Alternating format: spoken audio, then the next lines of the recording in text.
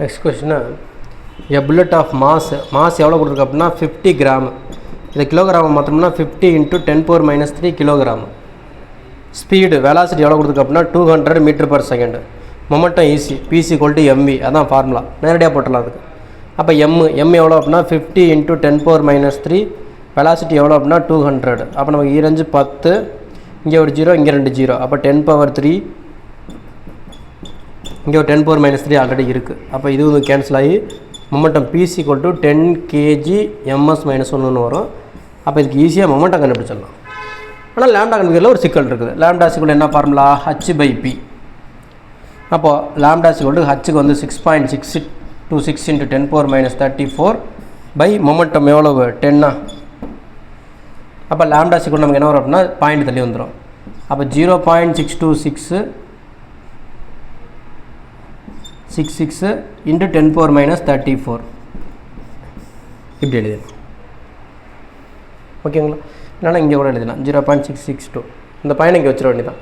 அப்போ 0.662 × 10⁻34 இதான் lambda metre. இது செகண்ட் கொஸ்டின் வருது. ஈஸி தான். மொமெண்டம் கண்டுபிடிச்சிட்டோம்னா லாம்டா கொண்டாந்து நேரடியாக அப்ளை பண்ண வேண்டியதான். அதே மாதிரி தான் இந்த கொஸ்டினும் பார்க்கலாம்.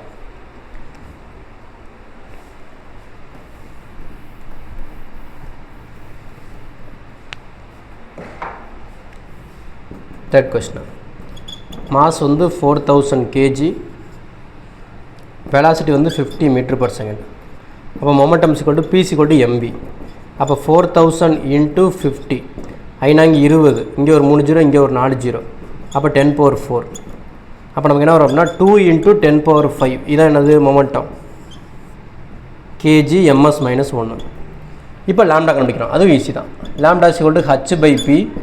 அப்போ 6.626 × 10⁻34 பை மொமெண்டம் எவ்வளவு 2 × 10⁻5. கேன்சல் பண்ணால் 3 3 1 3.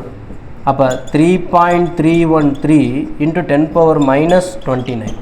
10⁻5 அங்கே போணுச்சுன்னா +5. அப்போ நமக்கு என்ன ஆகிடும்னா 39 ஆகிடும். +5 அந்த பக்கம் -5.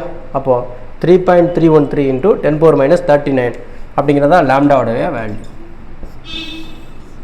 அப்போ இதெல்லாம் ஈஸி. இது மட்டும் தான் கொஞ்சம் கிரிட்டிக்கலாக இருக்குது. நீங்கள் கரெக்டாக போட்டிங்கன்னா ஆன்சர் வரும். இன்னொரு பெட்டர் என்ன அப்படின்னா, ஓரளவுக்கு ஆன்சரை பார்த்து வச்சுக்கணும். அந்த ஆன்சரை பார்த்து வச்சுக்கோன்னா அதுக்கேற்றப்படி நீங்கள் கொண்டு வந்துடலாம். ஓகேங்களா? ஃபாலோ பண்ணிக்கங்க. தேங்க்யூ.